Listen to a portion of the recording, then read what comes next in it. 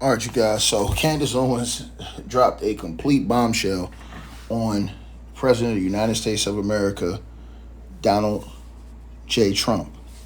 Candace Owens has been highly critical of Donald Trump and a lot of the things that he has had going on surrounding this entire conflict overseas. Candace Owens has been one of his starchest critics after being one of his biggest supporters. It has went down as one of the biggest 180s that we've seen probably in near American history.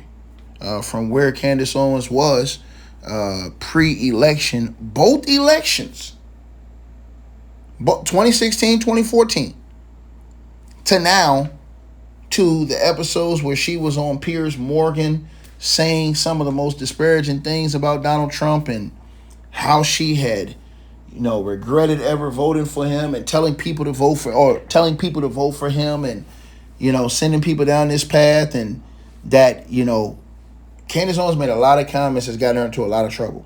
She's facing lawsuits right now.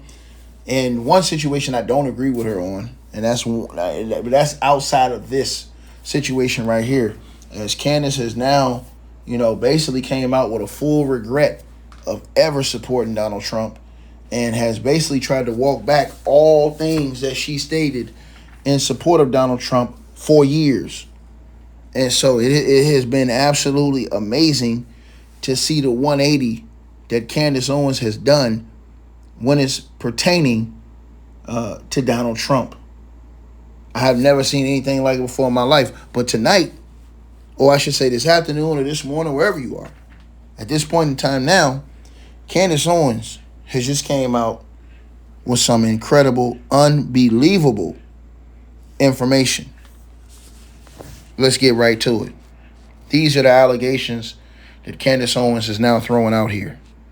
I don't know if it means something, but it's something that has always lived inside of me, which was something that Charlie Kirk told me before he passed and something that Andrew Colvett confirmed to me. This is, again, when everybody was good, and obviously things are not the same between me and Andrew Colvett because I don't believe him. I just don't believe him. But before it was announced that Miriam Adelson gave Trump $100 million. This was, I think it was announced in July or just before July of 2024. And I was told by Charlie that he and Andrew Colvett were present for that meeting with Donald Trump. And the reason that Charlie told me the story, and again, I could go back and try to figure out when exactly the discussion happened. I want to say it was May. So I knew that money went through, and I knew what she wanted in exchange for $100 million. What Charlie and Andrew Colvett told me was that she said that she wanted in exchange for Trump to allow them to annex not Gaza, but the West Bank. I was stunned by this. I think it has since made the news. But of course, this is like a totally different pretense than October 7th. Hamas is not in the West Bank, and that is what she wanted in exchange. After she said this to Trump, Trump it was wherever Charlie was, Trump was adjusting his tie and looking in the mirror, and he said, I'm going to take her money, and then I'll F her over. Okay. I am hearing this from Charlie, who was there first person, and Andrew, who confirmed this. Andrew was also there. That nobody else was there but Andrew and Charlie when Trump said this. A few weeks later, there was the Butler attempted assassination. And I find it very strange that Donald Trump is not interested or has appeared to be completely disinterested in determining who fired that shot. There were a lot of holes in that story. I didn't go down that rabbit hole. But I do know that once you assume office and you have the power to get more information and put more information out there, it's weird that he was satisfied just moving on from that.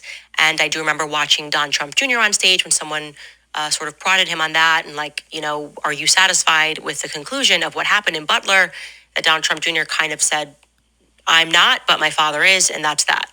Like it just kind of got hushed up. And I had wondered in my mind if it got back to me that Trump said that, if it maybe got back to the Adelsons that Trump said that. You don't take $100 million from a family of, I would say, gangsters, right? You're in gambling. It's not exactly an industry. I'm talking about Sheldon. That's what they made the money on. You don't take that kind of money and then express to people that you're planning on just screwing the person over. I just have a lot of questions about that. And it all transpired very quickly. And I just wanted to share that, especially in the context of Tucker saying we should have some grace, and clearly something happened and presidents have been assassinated in the past. And I do think that we have all noted this shift in him since Butler, Pennsylvania. Again, that is all I know. Not pointing the finger or assigning any blame, but I think we all have questions about how quickly Trump wanted to sort of close the book on Butler, Pennsylvania. Boy, Candace Owens out here playing chess. She out here playing chess. Now, I talked about Trump going in on her in that statement, and now look at this. I hope you guys enjoyed the video. Make sure y'all click those links below. Subscribe to the podcast show.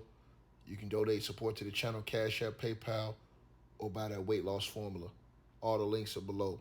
Peace.